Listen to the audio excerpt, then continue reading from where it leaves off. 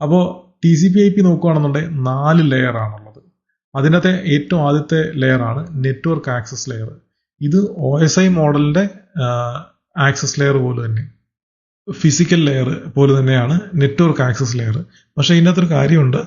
OSI മോഡലിന്റെ layer 1ഉം layer 2ഉം കൂടെ TCP/IPയുടെ layer 1ൽ കമ്പൈൻഡ് ആണ്. എന്ന് വെച്ച് കഴിഞ്ഞാൽ ഇതിനകത്ത് ഫിസിക്കൽ കണക്ടിവിറ്റിയും പ്ലസ് നമ്മൾ നോക്കുവാണെങ്കിൽ MAC അഡ്രസ്സും എല്ലാം ഇതിനകത്തുണ്ട്. MAC അഡ്രസ് കാര്യങ്ങളെല്ലാം ഉണ്ട്. അതുപോലെ തന്നെ ഇന്റർനെറ്റ് ലെയറിലാണ് ലെയർ 3യും റൗട്ടിങ്ങും എല്ലാം വരുന്നത്.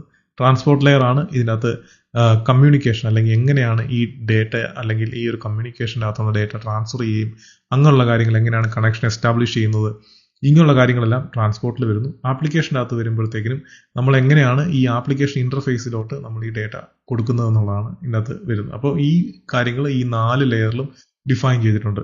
OSI മോഡൽ ആണെങ്കിൽ ഇത്രയും കാര്യങ്ങൾ 7 ലെയറിലായിട്ടാണ് ഡിഫൈൻ ചെയ്തേക്കുന്നത്. അതാണ് ഇതിന്റെ വ്യത്യാസം.